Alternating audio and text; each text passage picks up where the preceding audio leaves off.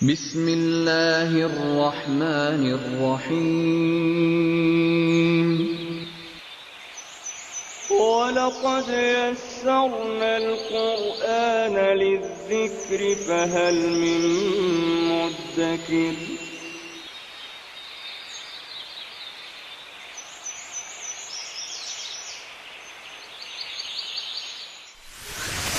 ألف باء تاء ثاء جيم حاء خاء دال ذال راء زال سين شين صاد ضاد طاء عين غين فاء قاف كاف لام ميم نون هاء واو ياء ياء هذه حروف الهجاء.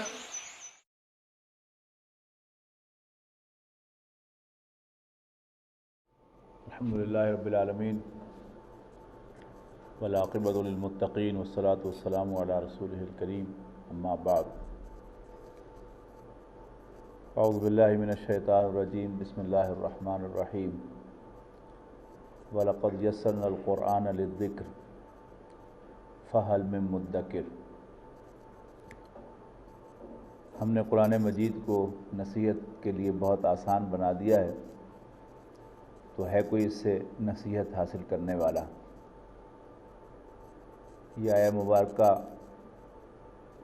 قرآن مجید کی ایک سورۃ القمر میں 3 یا 4 مرتبہ دہرائی گئی ہے، اور اس میں نوع انسانی کو پکارا گیا ہے کہ ہم نے تو ان کی نصیحت کے لیے قرآن مجید کو بہت آسان بنا کر نازل کر دیا ہے، تو ہے کوئی اس سے نصیحت حاصل کرنے والا، نصیحت قبول کرنے والا؟ قرآن مجید کی زبان عربی ہے، قرآن مجید اللہ کا کلام ہے، اور یہ کلام اسی وقت سچا ثابت ہو سکتا ہے کہ جب اس کی زبان بھی انتہائی آسان ہو۔ بلا شبہ قرآن مجید کی زبان بہت آسان ہے۔ میں نہیں سمجھتا کہ دنیا کی کوئی زبان اتنی آسانی کے ساتھ سیکھی جا سکتی ہو جتنی آسانی سے عربی زبان سیکھی جا سکتی ہے۔ انشاءاللہ آپ اس کلاس کے دوران اس کو محسوس کریں گے اور خود اس کی گواہی دیں گے کہ قرآن مجید کی زبان بہت آسان ہے، کہ بہت تھوڑے وقت میں یہ زبان سیکھی جا سکتی ہے اور بہت آسانی کے ساتھ سیکھی جا سکتی ہے، اور پھر اگر اچھا استاد میسر آ جائے تو پھر سونے پہ سہاگا ہوتا ہے۔ اور ہماری یہ خوش قسمتی ہے کہ عربی کے ایک اچھے استاد ہمیں اس کلاس کے لیے میسر ہیں۔ اللہ تعالیٰ نے انہیں عربی پڑھانے کی صلاحیت بھی عطا فرمائی ہے اور شوق بھی عطا فرمایا ہے، اور ان دونوں چیزوں کے مجموعے سے انشاءاللہ عربی زبان آپ کے لیے بہت آسان ہو جائے گی۔ اور ہماری کوشش یہ ہوگی کہ رمضان سے پہلے عربی کے بنیادی قواعد آپ پڑھ لیں، اور اس مرتبہ جب آپ تراویح کی نماز میں قرآن مجید سننے کے لیے کھڑے ہوں تو پہلے کی طرح آپ بلینک کھڑے نہ ہوں، بلکہ پوری طرح قرآن مجید کی تلاوت کو انجوائے کریں اور محسوس کریں کہ آپ کا رب آپ سے کیا کہہ رہا ہے۔ اور پھر آپ حضرات کے مشورے سے رمضان کے بعد بھی اس کلاس کو مزید 1-1.5 ماہ کے لیے کنٹینیو کیا جا سکتا ہے، کہ اس میں کچھ ایکسرسائزز وغیرہ اور ہو جائیں اور قرآن مجید کا کچھ حصہ پڑھ لیا جائے عربی قواعد کے ساتھ، تو پھر اس سے ایک محاورہ بھی بن جاتا ہے اور آگے چلنے میں مزید آسانی بھی پیدا ہو جاتی ہے۔ ان ابتدائی کلمات کے ساتھ میں آپ کو آپ کے استاد عامر سہیل صاحب کے حوالے کرتا ہوں۔ انشاءاللہ دوبارہ مجھے شاید ضرورت نہیں پڑے گی، وہ اس طرح آپ کو انوالو کریں گے، آج ہی آپ کو اس کا تجربہ ہو جائے گا کہ یہ کلاس آپ کو دلچسپی محسوس ہوگی، اور آج کا وقت پورا ہوتے ہوئے آپ کو پتہ بھی نہیں چلے گا کہ آج کی کلاس کا وقت ختم ہو جائے گا۔ عامر سہیل صاحب۔ السلام علیکم ورحمۃ اللہ وبرکاتہ۔ اعوذ باللہ من الشیطان الرجیم، بسم اللہ الرحمن الرحیم۔ الحمد للہ الذی ہدانا لہذا वमा कुन्ना लिनहतदिया लौला अन हदानल्लाह। सदक़ल्लाहुल अज़ीम। रब्बि इश्रह ली सदरी व यस्सिर ली अमरी वाहलुल उक़दतम मिन लिसानी यफ़क़हू क़ौली। आमीन या रब्बल आलमीन। सबसे पहले मैं आप सबको अरबी सीखें और कुरान समझें इस उन्वान के तहत मुनक़्क़िद होने वाली क्लास में खुश आमदीद कहता हूँ और ख़ास तौर पे मुबारकबाद पेश करता हूँ कि अल्लाह ताला की तौफ़ीक़ से आप सब लोग यहाँ तशरीफ़ लाए। कुरान मजीद में अल्लाह ताला ने अहले जन्नत का जो एक तराना नकल किया है कि जब वो जन्नत में दाखिल हो रहे होंगे तो उनकी ज़ुबान पर जो अल्फाज होंगे वो यही अल्फाज हैं जो मैंने आपके सामने तिलावत किए हैं कि अल्हम्दुलिल्लाहिल्लज़ी हदाना लिहाज़ा। तमाम तारीफ़, तमाम शुक्र उस अल्लाह का जिसने हमें यहाँ तक पहुँचाया, और हम यहाँ कभी भी पहुँच ना पाते अगर अल्लाह ही हमें यहाँ ना पहुँचाता। तो यहाँ तक पहुँचने में, आपके आने में आपकी कोशिश है। बाकी तमाम करम, तमाम फजल उस अल्लाह का। कभी आपने ख्वाहिश की होगी दिल में कि अल्लाह ताला आपको अरबी ज़ुबान यानी कुरान की ज़ुबान जो है वो सीखने की, समझने की तौफ़ीक़ अता फ़रमाए। नमाज पढ़ते हुए, नमाज में कुरान मजीद की तिलावत, क़िराअत सुनते हुए या कुरान मजीद की तिलावत करते हुए यकीनन आपके दिल में कभी ना कभी ज़रूर ये ख्याल पैदा हुआ होगा कि काश आपको ये कुरान उस तरह समझ में आए जिस तरह आप उर्दू पढ़ते हैं, आप अपने इंग्लिश की किताबें पढ़ते हैं, फिर आपको मालूम हो कि आपका रब आपसे क्या कह रहा है, वो आपसे क्या चाहता है, वो किन बातों से खुश होता है, वो किन बातों से नाराज़ होता है। कि यकीनन आपने कभी ख्वाहिश की होगी और आज अल्लाह ताला की तौफ़ीक़ से आपकी ख्वाहिश वो पूरी हो रही है। डॉक्टर साहब ने जो आपके सामने सूरतुल कमर की आयत तिलावत की थी कि वलक़द यस्सरनल कुरान लिज़्ज़िक्र फ़हल मिन मुद्दकिर, उसके हवाले से मैं एक बात वाज़े करना चाहता हूँ। तर्जुमा आपके सामने आ गया था उस आयत का कि यकीनन हमने, अल्लाह ताला फरमा रहे हैं कि कुरान मजीद को नसीहत हासिल करने के लिए आसान कर दिया है। तो कोई है नसीहत हासिल करने वाला? तो यहाँ पहली बात आपने जहन में ये रखनी है कि कुरान मजीद समझने के लिए जो हम अरबी ज़ुबान सीख रहे हैं, इसका मकसद कुरान मजीद की नसीहत हासिल करना है। अरबी ग्रामर का ये कोर्स मुकम्मल करने के बाद कभी जहन में ये तस्वीर न लाइएगा कि आप आलिम बन गए, अब आप अहकाम खुद कुरान मजीद पढ़कर, अहादीस पढ़कर अखज़ करेंगे। उसके हवाले से, अहकाम के हवाले से हमें लाज़िमन उलमा की तरफ ही रुजू करना पड़ेगा। कुरान मजीद नसीहत हासिल करने के लिए नहायत आसान है।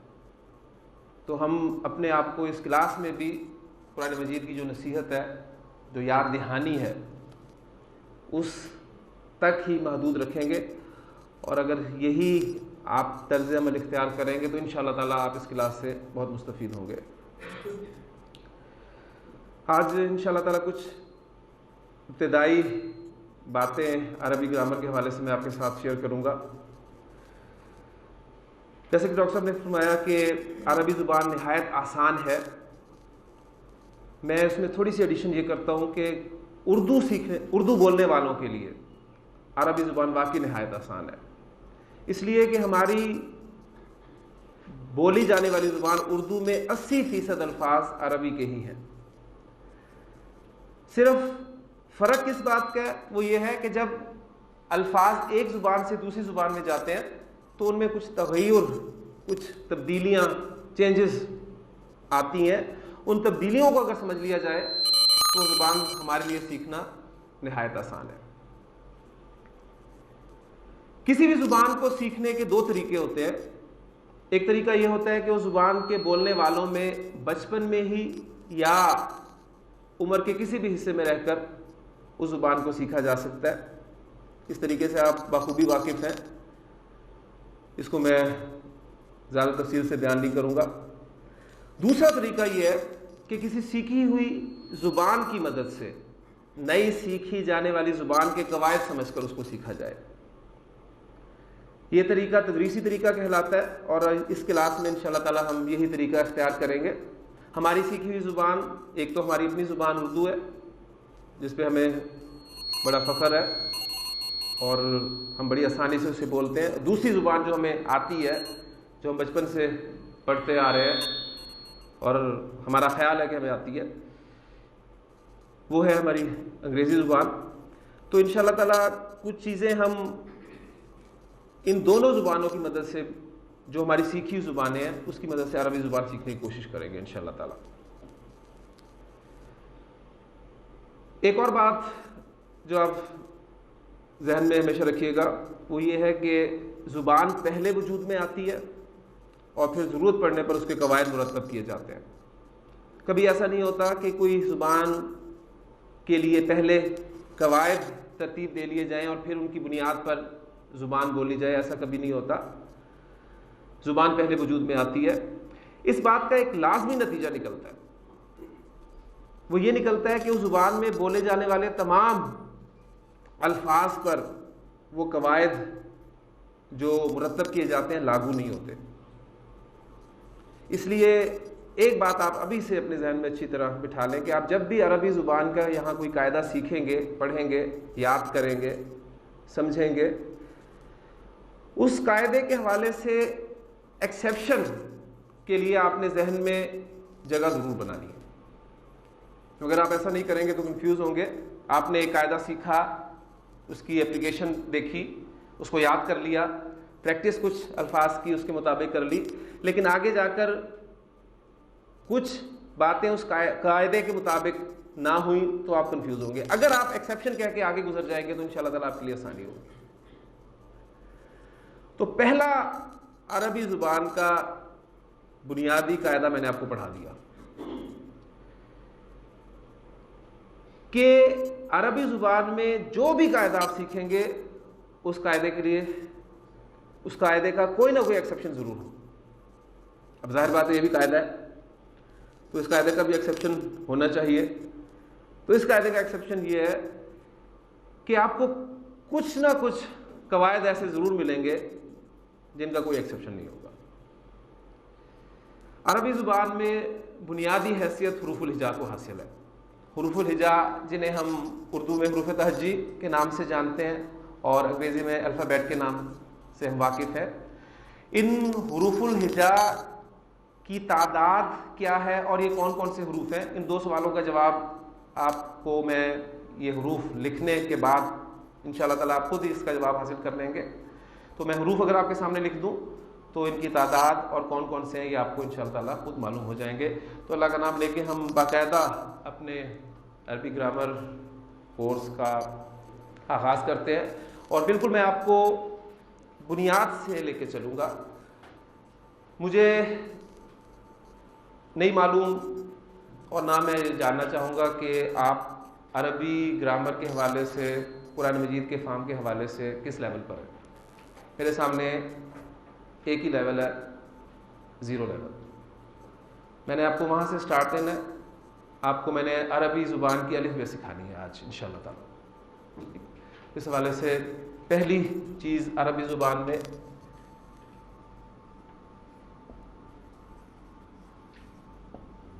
حروف الہجا. جیسے کہ میں نے بتایا کہ اردو میں آپ نے حروف تہجی اور انگریزی میں الفابیٹ کے نام سے جانتے ہیں. اگر میں آپ سے اردو کے حروف تہجی کی تعداد پوچھوں تو شاید آپ کنفیوز ہوں، بتانے میں کچھ اختلاف بھی ہو، لیکن انگریزی کے الفابیٹ آپ فوری طور پہ بتا دیں گے. تو انگریزی کے الفابیٹ کتنے؟ 26. اور اردو کے حروف تہجی 52. اب یعنی اختلاف آپ کے سامنے آ گیا. بہرحال عربی زبان میں جو حروف الہجا استعمال ہوتے ہیں وہ کتنے ہیں اور کون کون سے، یہ میں آپ کے سامنے لکھتا ہوں. ان کو میں ایک خاص ترتیب سے، ایک خاص ترکیب سے لکھوں گا آپ کے سامنے، اور یہی ترتیب آپ کو ان حروف کو یاد کرنے میں مدد دے گی انشاءاللہ تعالی۔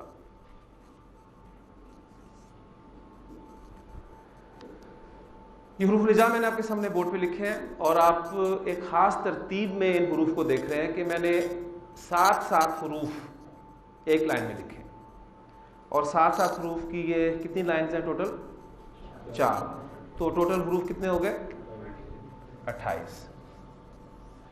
تو عربی زبان میں جو حروف الہجاء کی تعداد ہے وہ 28 ہے۔ اس تعداد میں بھی ایک اختلاف ہے، وہ انشاءاللہ تعالیٰ اگلی بات بتانے کے بعد آپ کے سامنے آ جائے گا۔ ان حروف کی ادائیگی، ان حروف کی پروننسیشن جو ہے وہ ایک خاص انداز سے ہوتی ہے۔ قرآن مجید پڑھنے والا ہر قاری جو ہے وہ اس بات کو جانتا ہے۔ اگر میں آپ سے درخواست کروں کہ آپ میں سے کوئی ان حروف کو پڑھ دے تو پھر اس کے بعد میں اپنی بات آگے لے کے چلوں گا انشاءاللہ تعالی۔ جی، با، تا، ثا، جیم، ہا، قاف، دال، زال، را، زا، سین، شین، قاف، طا، طا، ظا، عین، غین، فا، قاف، کاف، لام، میم، نون، واو، ہا، یا۔ آپ نے دیکھا کہ جو حروف الہجاء ہیں ان میں آپ کے ایک ساتھی نے ان حروف کو ایک خاص انداز سے ان کی ادائیگی کی ہے۔ اس میں پہلا حرف جو آپ کے سامنے آیا وہ تھا الف، پھر اس کے بعد اس کو اردو میں جس طرح ہم پڑھتے ہیں بے، اس طرح انہوں نے نہیں پڑھا اس کو، بلکہ اس کو انہوں نے با پڑھا ہے۔ پھر اس کے بعد اگلے حرف کو پھر انہوں نے تا پڑھا، یعنی الف کے ساتھ پڑھا، پھر ثا پڑھا، لیکن اگلا حرف جو آیا جسے ہم اردو میں جیم کہتے ہیں، اس کو انہوں نے جا نہیں پڑھا بلکہ جیم ہی پڑھا۔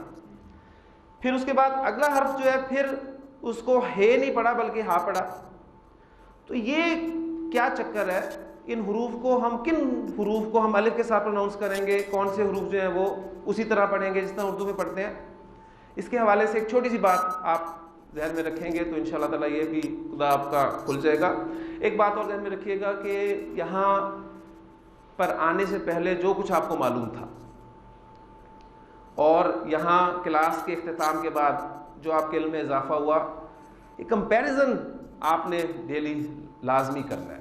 اس سے انشاءاللہ تعالیٰ آپ کو محسوس ہوگا کہ آپ کے علم میں واقعی کچھ نہ کچھ اضافہ ہو رہا ہے۔ چھوٹی سی بات ایک آپ کے سامنے رکھوں گا، دیکھیں یہ جو ہمارے حروف ہیں ان کو اگر میں اردو املا میں لکھوں، جیسے الف کو ہم لکھتے ہیں الف بے، پڑھوں گا میں اردو کے اعتبار سے اور لکھوں گا بھی اردو املا میں بے، تے، سے،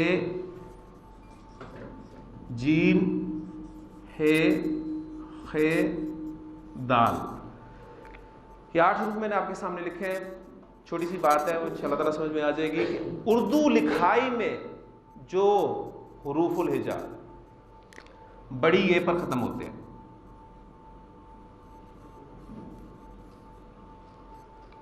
ان حروف کو آپ نے الف کے ساتھ پروناؤنس کرنا ہے۔ تو اس قاعدے کو ذہن میں رکھتے ہوئے باقی حروف کی انشاءاللہ تعالیٰ پریکٹس آپ خود کر سکتے ہیں، بلکہ اب میں یہ کہوں گا کہ جس کو پہلے یہ قاعدہ نہیں معلوم تھا وہ اب اس قاعدے کے بعد ان حروف کی ادائیگی کرے تو مجھے زیادہ خوشی ہوگی کہ کم از کم ایک قاعدہ آپ نے جو ہے وہ آج سیکھ لیا عربی زبان کا۔ عربی زبان میں حروف الہجاء کے بعد جو دوسری اہم چیز ہے وہ ہے حرکات۔ حرکات 3 بنیادی حرکات ہیں، ان سے آپ سب لوگ واقف ہیں۔ زبر، زیر اور پیش، یہ حرکات ہیں۔ اور ایک اور علامت آپ کو ملتی ہے اس طرح کی جسے آپ جزم کہتے ہیں یا علامت سکون کہتے ہیں۔ اس کلاس میں اس بورڈ پر اس علامت کے پیش کے ساتھ نہ ملنے کے حوالے سے میں علامت سکون یا جزم جو ہے وہ اس طرح کیرٹ سائن کی صورت میں ظاہر کروں گا۔ تاکہ اس کی مشابہت جو ہے وہ پیش کے ساتھ نہ ہو جائے. یہ 3 حرکات ہیں ہماری، زبر زیر پیش اور یہ علامت سکون ہے. تو جو میں نے آپ سے بات کی تھی کہ عربی حروف الہجاء میں بھی اختلاف ہے، وہ اختلاف کی وجہ ایک حرف ہے اور وہ ہے حمزہ. حمزہ کسے کہتے ہیں، الف کسے کہتے ہیں، ان 2 حروف کے حوالے سے اختلاف ہے. تو نوٹ کر لیجئے کہ جب بھی حروف الہجاء میں سے الف آپ کو ان تینوں حرکات یا علامت سکون کے بغیر نظر آئے گا تو اس وقت یہ الف ہوگا. جب بھی اس الف پر ان تینوں حرکات میں سے کوئی حرکت آ گئی، اس پہ زبر آ گئی، اس پہ زیر آ گئی، اس پہ پیش آ گئی، اس پہ علامت سکون آ گئی، تو اب یہ الف نہیں کہلائے گا بلکہ حمزہ کہلائے گا. تو الف اور حمزہ کا فرق یہ دوسری چیز ہے جو آج آپ نے سیکھ لی. اب میں اگر آپ کے سامنے کچھ الفاظ لکھوں تو انشاءاللہ تعالیٰ آپ اس میں سے الف اور حمزہ کو بڑی آسانی سے پہچان سکتے ہیں. اس میں نبی اکرم صلی اللہ علیہ وسلم پہ جو پہلی وحی اللہ تعالیٰ کی طرف سے نازل ہوئی تھی اس کی آیت کا پہلا لفظ جو ہے وہ آپ کے سامنے لکھتا ہوں، اقرا. اب اس اقرا ورڈ میں آپ مجھے بتا سکتے ہیں کہ الف کتنی مرتبہ استعمال ہوا ہے؟ اس میں الف ہے ہی نہیں. اس میں کیا ہے؟ اس میں حمزہ ہے. یہ پہلا والا بھی حمزہ ہے کیونکہ اس الف پر زیر آ گئی ہے، اور یہ آخری والا بھی حمزہ ہے کیونکہ اس پر آپ علامت سکون دیکھ رہے ہیں. جبکہ اللہ تعالیٰ کی توفیق سے ہم سب انسان ہیں، تو اس لفظ میں حمزہ اور الف اس کی پہچان آپ اب کر کے بتائیں مجھے. پہلا والا آپ کا حمزہ ہے اور یہ الف ہے. تو الحمدللہ آپ کو الف اور حمزہ کی پہچان بھی آج ہوگی. ایک بات اور یہاں نوٹ کرتے جائیں کہ یہ جو حرکات ہیں زبر زیر پیش، ان کو اگر میں ڈبل کر دوں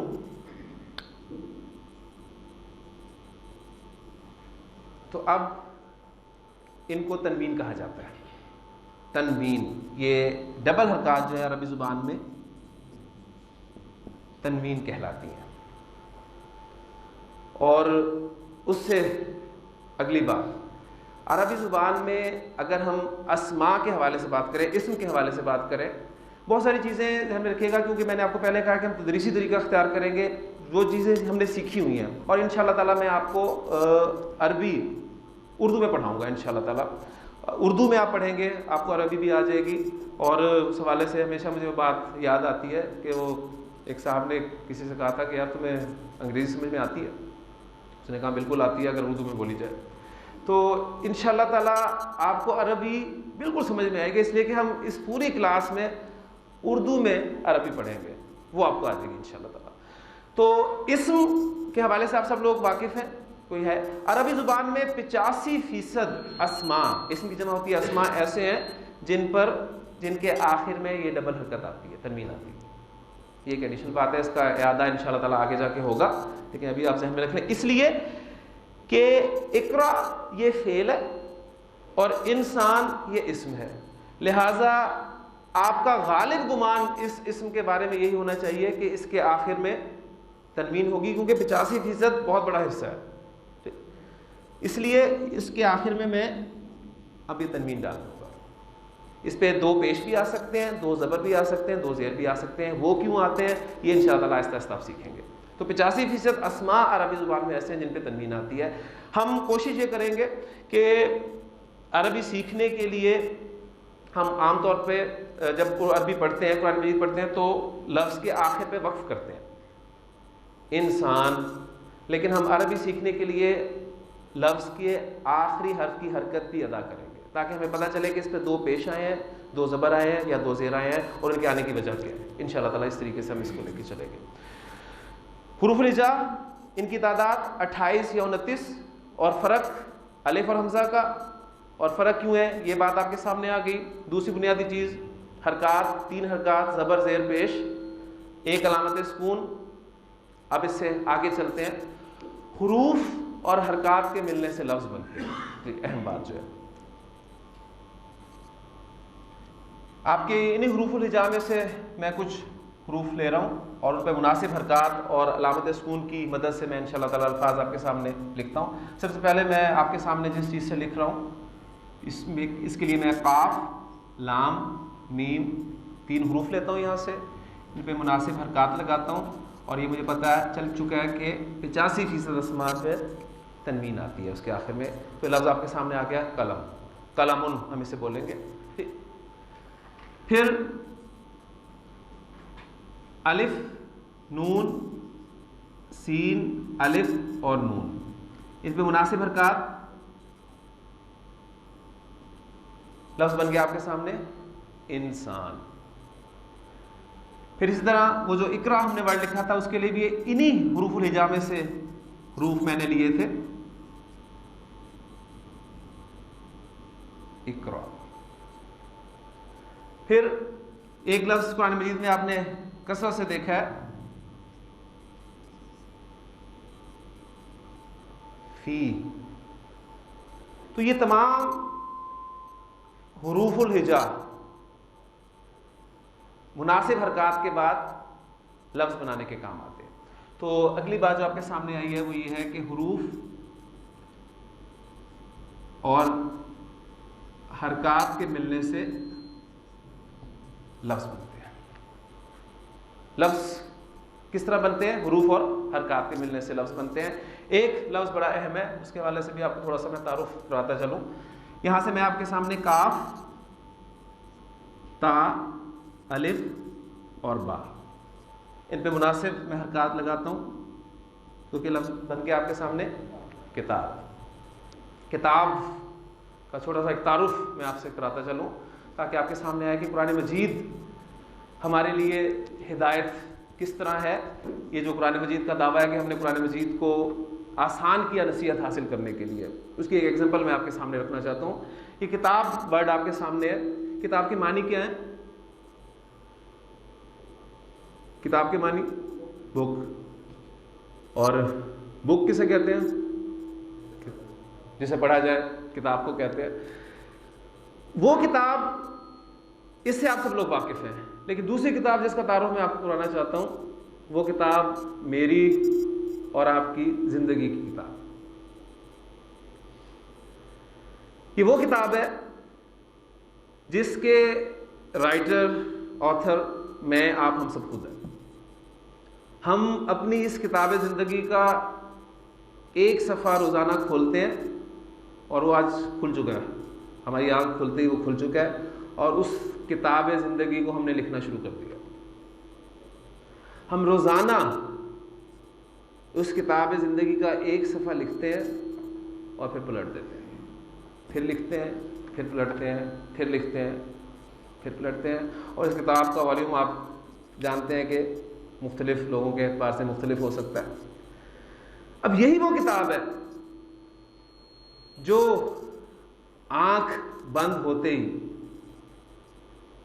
ہماری آنکھ بند ہوتے ہی ہمارے ساتھ بند کر دی جائے گی. یعنی اس دن ہم اپنی اس کتاب زندگی کا آخری صفحہ لکھ رہے ہیں اور پھر قیامت کے دن یہی کتاب اللہ تعالیٰ بندے کے ہاتھ میں دے گا اور کہے گا کہ اقرا کتابک، پڑھ اپنی کتاب، کفا بنفسک الیوم علیک حسیبا، آج تو اپنا حساب کرنے کے لیے خود کافی.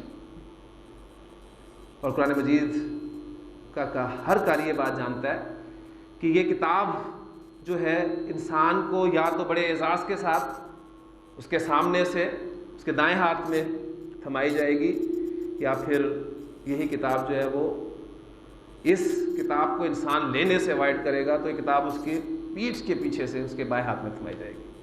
بڑا خوبصورت نقشہ قرآن مجید نے 2 مقامات پہ اس منظر کو پیش کیا ہے.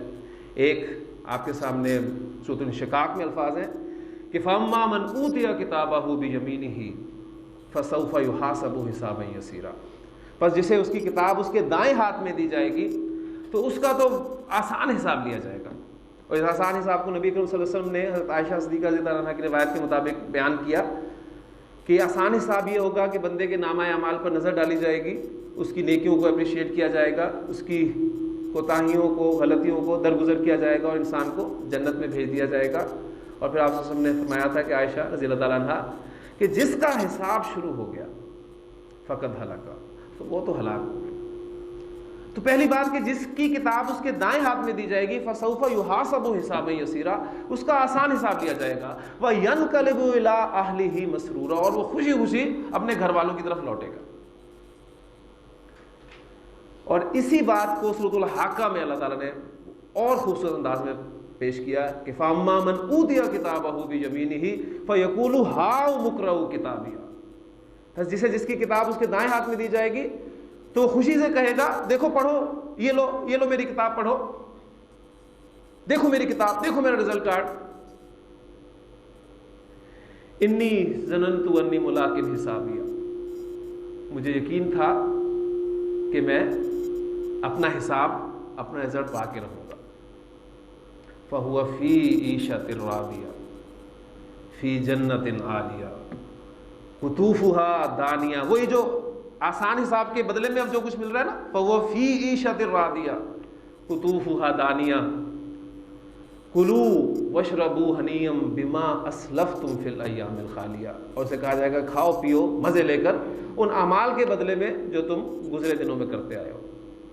اور اس کے برعکس وہ شخص بھی ہے جس کو اس کی کتاب، اس کا نام ہے اعمال، اس کے بائیں ہاتھ میں دیا جائے گا، جسے سورۃ الاشقاق میں فرمایا کہ وَأَمَّا مَنْ أُوتِيَ كِتَابَهُ وَرَاءَ ظَهْرِهِ، اس کی پیٹھ کے پیچھے سے جسے اس کی کتاب پکڑائی جائے گی، فَسَوْفَ يَدْعُو ثُبُورًا، تو وہ موت پکارے گا، وَيَصْلَىٰ سَعِيرًا، اور جہنم میں چلے گا۔ اور سورۃ الحاقہ میں اس کو بتایا وَأَمَّا مَنْ أُوتِيَ كِتَابَهُ بِشِمَالِهِ فَيَقُولُ يَا لَيْتَنِي لَمْ أُوتَ كِتَابِيَهْ، اور جسے اس کی کتاب اس کے بائیں ہاتھ میں دی جائے گی وہ کہے گا کاش مجھے میری کتاب دی ہی نہ جاتی، وَلَمْ أَدْرِ مَا حِسَابِيَهْ، اور مجھے میرا حساب معلوم ہی نہ ہوتا، یا لیتہا کانت القاضیہ، اور اے کاش وہ جو موت مجھے ایک دفعہ مل گئی تھی وہی میرا کام چکا دیتی، میرا کام وہی تمام کر دیتی، مجھے دوبارہ نہ لایا جاتا۔ اب مجھے یہ بتائیں کہ یہی نصیحت ہے قرآن مجید کی، اس کے لیے کوئی لمبی چوڑی تفاسیر پڑھنے کی ضرورت نہیں۔ ان آیات کا اگر ترجمہ آپ کو ڈائریکٹ آتا ہے، ذہن میں رکھیے گا ترجمہ کسی بھی زبان کا ترجمہ کبھی بھی اس زبان کا نعم البدل نہیں ہو سکتا۔ آپ پڑھیں وہ الفاظ آپ کے اندر اتر رہے ہو خود، کیا ہی مزہ آئے گا آپ کو۔ اور ان آیات کے حوالے سے جب یہ الفاظ آپ کے سامنے آئیں گے تو اس کے لیے کوئی لمبی چوڑی تفسیر بھی کنسلٹ کرنے کی آپ کو ضرورت نہیں ہے، صرف اپنے آپ کو اس جگہ پر رکھ کر دیکھیں کہ میں کیا کر رہا ہوں، میں اپنی اس کتاب کو کس ہاتھ میں لینے کے کام کر رہا ہوں، میں تیاری کیا کر رہا ہوں، کیا یہ کتاب مجھے دائیں ہاتھ میں ملنے کا چانس ہے، یا اللہ نہ کرے اللہ نہ کرے دوسری صورت میں میرے ساتھ کیا ہوگا۔ تو یہ قرآن مجید کی نصیحت ہے، اس کے لیے قرآن مجید نے فرما دیا کہ وَلَقَدْ يَسَّرْنَا الْقُرْآنَ لِلذِّكْرِ فَهَلْ مِن مُدَّكِرٍ، ہم نے قرآن کو آسان کر دیا ہے نصیحت حاصل کرنے کے لیے، تو کیا کوئی ہے نصیحت قبول کرنے والا؟ اور الحمدللہ ہم سب اس کے جواب میں یہاں پر بیٹھے ہیں کہ یس وی آر، ہم اس نصیحت کو قبول کرنے کے لیے اللہ یہاں پر آئے ہیں، اور دعا کریں اللہ تعالیٰ سے کہ اللہ ہمارے لیے آسانی فرما۔ اور بڑی خوبصورت دعا ہے اس حوالے سے، میں اب آپ کے سامنے اب وہ بورڈ پہ لکھوں گا تاکہ آپ کو یہ اندازہ بھی ہو جائے اور احساس بھی ہو جائے اور اس کی اہمیت واضح ہو جائے کہ یہ کوئی معمولی کام نہیں ہے جس کے لیے آپ یہاں پر آئے ہیں۔ سب سے پہلی بات جو میں نے آپ کے سامنے رکھی کہ آپ اللہ تعالیٰ کی توفیق سے خصوصی فضل و کرم سے یہاں تشریف لائے۔ بہت میں فیصل آباد میں جہاں بھی گیا ہوں، جس جگہ بھی گیا ہوں، میں نے اس کلاس کے حوالے سے بینر پڑھا، جس چوک میں جس جگہ سے میں گزرا ہوں مجھے ڈاکٹر عبدالسمیع صاحب کے درس اور عربی گرامر کی کلاس کے حوالے سے بینر لگا ہوا ملا۔ تو آپ مجھے ذرا یہ بتائیے کہ کیا پورے فیصل آباد کی اللہ تعالیٰ کے کلام سے محبت کرنے والوں کی تعداد بس اتنی سی؟ کتنے لوگوں نے اس بینر کو پڑھ کر اس کلاس میں آنے کا ارادہ کیا ہوگا، لیکن وہ یہاں پر نہ آ پائے؟ آپ لوگ جو یہاں پر بیٹھے ہیں، کیوں؟ یقیناً آپ خاص لوگ ہیں جنہیں اللہ تعالیٰ نے اس کے لیے چنا ہے. اس پہ اللہ تعالیٰ کا تہ دل سے شکر ادا کرے اور اسی سے دعا کرے کہ اللہ تیری توفیق سے ہم یہاں پر آ ہی گئے ہیں تو ہمارے لیے آسانی فرمانا. ربی یسر بڑی خوبصورت دعا ہے جو عام طور پر مدارس میں سکھائی جاتی ہے. ایک سب سے منقول دعا ہے یہ میں حروف الہجا کی جگہ پر اس دعا کو لکھ دیتا ہوں.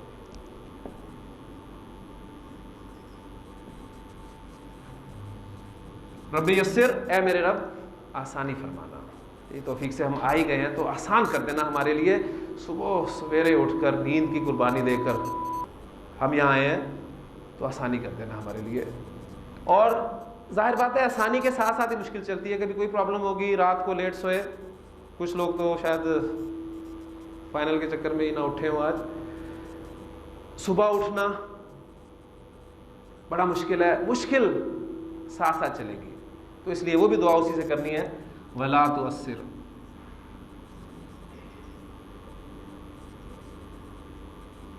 رب یسر ولا تؤثر، اے میرے رب آسانی فرمانا اور مشکل نہ فرمانا. اور اب تیری توفیق سے، تیرے فضل سے اس کو شروع کر ہی دیا ہے تو اتمم بالخیر، خیر کے ساتھ اس کو مکمل فرما دے.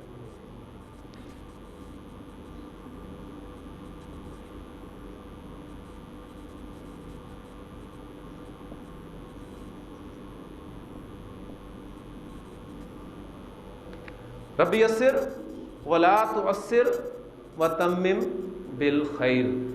تو میں چاہوں گا کہ آپ اس دعا کو یاد بھی کر لیں اور یقیناً یہ آپ کو ابھی بیٹھے بیٹھے یاد ہوگی. اور خاص طور پہ یہاں آتے ہوئے پڑھیں، یہاں بیٹھ کر پڑھیں اور اپنی ہر نماز کے بعد اس دعا کو پڑھیں. آپ کے یہاں آنے کی سب سے زیادہ تکلیف پتہ ہے کس کو ہوتی ہے؟ شیطان کو. سب سے زیادہ تکلیف شیطان کو ہوتی ہے، کیونکہ یہ پرسنالٹی، آج ہی ہم نے سورہ ابراہیم میں وہ واقعہ ہی پڑھا ہے کہ اس دن قیامت کے دن جب فیصلہ کر دیا جائے گا اور شیطان کو اس کے پیروکاروں کے ساتھ جہنم میں بھیج دیا جائے گا، تو اس وقت وہ کہے گا کہ دیکھو ایک اللہ نے بھی تم سے وعدہ کیا تھا تو اس نے تو اپنا وعدہ سچ کر دکھایا، ایک میں نے بھی تم سے وعدہ کیا تھا اور میں نے وعدہ خلافی کی. اب مجھے ملامت نہ کرو، ولا تلومونی ولوموا انفسکم، اپنے آپ کو ملامت کرو. میرا اختیار کیا تھا؟ میں تمہیں زبردستی کیا لے کر آیا؟ یا دنیا میں نے تم پہ زبردستی کہا تھا کہ یہ کام کرو؟ میں نے تو صرف ایک تمہیں دعوت دی تھی، ٹیمپٹیشن تمہارے سامنے رکھی تھی، اور یہ پھر اس کے بعد تمہارا اختیار تھا کہ تم نے اس کو چوز کیا. تو سب سے زیادہ جو ہے مصیبت، مسئلہ، تکلیف وہ شیطان کو ہے، کیونکہ اس نے اللہ تعالیٰ کو چیلنج کیا تھا اسی انسان کی وجہ سے. بڑے خوبصورت الفاظ ہیں سورۃ الاعراف کے کہ اس نے کہا تھا کہ فَبِمَا أَغْوَيْتَنِي، اے میرے رب جس کی وجہ سے تو نے مجھے گمراہ کیا ہے، میں بھی تجھے کہتا ہوں کہ لَأَقْعُدَنَّ لَهُمْ صِرَاطَكَ الْمُسْتَقِيمَ، کہ میں بھی ضرور بضرور ان کے لیے گھات لگا کر تیرے سیدھے راستے پر بیٹھوں گا. ثُمَّ لَآتِيَنَّهُم مِّن بَيْنِ أَيْدِيهِمْ، پھر میں ان پر حملہ آور ہوں گا ان کے سامنے سے، وَمِن خَلْفِهِمْ، ان کے پیچھے سے، وَعَنْ أَيْمَانِهِمْ، ان کے دائیں طرف سے، وَعَنْ شَمَائِلِهِمْ، اور ان کی بائیں جانب سے، وَلَا تَجِدُ أَكْثَرَهُمْ شَاكِرِينَ، اور اے اللہ تو ان میں سے اکثر کو شکر کرنے والا نہیں پائے گا. تو وہ جو سیدھے راستے پر اس نے کہا تھا کہ میں لازماً بیٹھوں گا، اور عربی زبان میں تاکید کا اخیر اسلوب جو ہے وہ اس طریقے سے ظاہر ہوتا ہے کہ شروع میں لام لگایا جاتا ہے، فعل کے شروع میں، فعل مضارع کے شروع میں لام، اور اینڈ پر نون مشدد، شد والا نون، تو اس سے آخر تاکید جو ہے وہ ظاہر ہوتی ہے. اس نے کہا لَأَقْعُدَنَّ، میں ضرور بھی ضرور بیٹھوں گا. اور وہ سیدھا راستہ کیا ہے؟ آپ ہر نماز میں اللہ تعالیٰ سے دعا مانگتے ہیں کہ اہدنا الصراط المستقیم، اہدنا الصراط المستقیم، اہدنا الصراط المستقیم، اللہ میں سیدھا راستہ دکھا، سیدھا راستہ دکھا. وہ سیدھا راستہ کیا ہے؟ آپ قرآن مجید سورۃ الفاتحہ کے بعد کیا شروع ہو جاتا ہے؟ الف لام میم ذالک الکتاب لا ریب فیہ ھدی للمتقین، یہ ہے سیدھا راستہ. تو اس سیدھے راستے پر تو آپ کو شیطان بیٹھا ہوا لازماً ملے گا، اور پھر وہ آپ پر حملہ آور ہوگا آپ کے سامنے سے، آپ اسے ہٹائیں گے، پیچھے سے آ جائے گا، کوئی بہت اہم کام یاد کرا دے گا، وہاں سے آپ اسے ڈالیں گے تو پھر دائیں طرف سے آ جائے گا، اور بھی نیک کام ہے، چلو کچھ اور کر لیتے ہیں، یہ بھی نیکی کا کام ہے، وہاں سے آپ اس کا داؤ ہٹائیں گے تو بائیں طرف سے آئے گا، خرض آپ کو چاروں طرف سے گھیرنے کی کوشش کرے گا اور ہو سکتا ہے کہ اپنی کوشش میں کامیاب ہو جائے۔ اسی لیے نبی اکرم صلی اللہ علیہ وسلم کو اللہ تعالیٰ نے قرآن مجید میں واحد کے سیغے سے خطاب کر کے فرمایا کہ فَإِذَا قَرَأْتَ الْقُرْآنَ فَاسْتَعِذْ بِاللَّهِ مِنَ الشَّيْطَانِ الرَّجِيمِ۔ اے نبی صلی اللہ علیہ وسلم، جب بھی آپ قرآن مجید پڑھیں تو اللہ کی پناہ مانگ لیا کریں شیطان بدوس سے، اور آپ صلی اللہ علیہ وسلم کی وساطت سے ہم سب کو حکم ہے کہ ہم جب بھی قرآن مجید پڑھنے کے لیے بیٹھیں اس کے لیے کوشش کریں تو اللہ تعالیٰ کی پناہ ضرور مانگ لیا کریں شیطان بدوس سے، کیونکہ اس کا یہ چیلنج ہے۔ اس لیے علماء کہتے ہیں کہ قرآن مجید پڑھنے کے لیے تعوذ یعنی اعوذ باللہ من الشیطان الرجیم کا پڑھنا واجب ہے۔ پہلا کام آپ نے ذہن میں رکھنا ہے کہ یہ کرنا ہے، ربی یسر ولا تعسر وتمم بالخیر۔ بات ہماری چل رہی تھی حروف اور حرکات کے ملنے سے ہم نے لفظ بنائے۔ لفظ یہ آپ کے سامنے میں نے 1 2 3 4 5 الفاظ لکھے۔ ایک بات اور سن لیجئے گا کہ جب بھی کسی زبان کے قواعد مرتب کیے جاتے ہیں تو اس زبان میں استعمال ہونے والے تمام بامانی الفاظ ان کی گروپنگ کر لی جاتی ہے، ٹھیک ہے؟ اس لیے کہ حروف اور حرکات کے ملنے سے جو لفظ بنتے ہیں وہ 2 طرح کے ہوتے ہیں، کچھ بامانی ہوتے ہیں اور کچھ بے معنی ہوتے ہیں۔ اب یہ سارے الفاظ جو میں نے آپ کے سامنے لکھے ہیں یہ بامانی الفاظ ہیں۔ اب چونکہ ہمارا اسکوپ قرآن مجید کو سمجھنا ہے لہٰذا بے معنی الفاظ کو ہم اپنی اس کلاس میں نہیں پڑھیں گے کیونکہ ہم اپنے سلیبس سے باہر کرتے ہیں۔ تو عربی زبان میں استعمال ہونے والا ہر بامانی لفظ کلمہ کہلاتا ہے۔ عربی زبان میں استعمال ہونے والا ہر بامانی لفظ کلمہ کہلاتا ہے، اور جو میں بات کر رہا تھا کہ جب بھی کسی زبان کے قواعد مرتب کیے جاتے ہیں تو اس زبان میں استعمال ہونے والے تمام بامانی الفاظ کی گروپنگ کر لی جاتی ہے۔ یہ گروپنگ اب مختلف زبانوں میں مختلف انداز سے کی جاتی ہے۔ انگریزی میں بڑی آسانی سے آپ اس کو سمجھ سکتے ہیں، آپ کے پارٹس آف اسپیچ جو ہیں وہ یہ وہی تقسیم ہے اور ان کی تعداد آپ کو پتہ ہے کہ 8 ہے۔ عربی، اردو اور فارسی اس میں یہ ترکیب اس میں یہ جو ڈویژن ہے تقسیم وہ 3 کی ہے، اسم، فعل اور حرف۔ عربی زبان میں تمام بامانی الفاظ کو 3 گروپس میں تقسیم کیا گیا ہے، اسم، فعل اور حرف۔ اسم کسے کہتے ہیں؟ پہلے بھی ہلکی سی ڈیفینیشن جو ہمارے علم میں پہلے سے ہے اس کو ہم تازہ کر لیں، پھر انشاءاللہ تعالیٰ بعد میں آگے چلیں گے۔ ہاں جی، اسم میں آپ سے پوچھتا ہوں جی آپ کا اسم، تو آپ کیا بتاتے ہیں؟ مجھے اپنا نام بتا دیتے ہیں، تو اسم کے معنی ہے نام کے، ٹھیک۔ فعل کسے کہتے ہیں؟ کسی کام کا کرنا یا ہونا، یہ جو ہمارے معلومات ہمارے علم میں پہلے سے ہے اس کی میں بات کر رہا ہوں۔ اور حرف کسے کہتے ہیں؟ ایک تو حروف آپ کے سامنے یہ آئے ہیں، لیکن گرامر کی اصطلاح میں حرف ایک خاص کلمہ کو کہا جاتا ہے، یعنی یہ وہ کلمہ ہوتا ہے جس کے اپنے معنی واضح نہیں ہو سکتے جب تک وہ کسی دوسرے کلمہ کے ساتھ مل کر نہ آ جائے۔ جیسے یہاں آپ کے سامنے بورڈ میں جو ایگزامپل لکھی ہوئی ہے فی، اس کے معنی ہے میں، اس کے لیے آپ انگریزی میں ان کا ورڈ یوز کرتے ہیں۔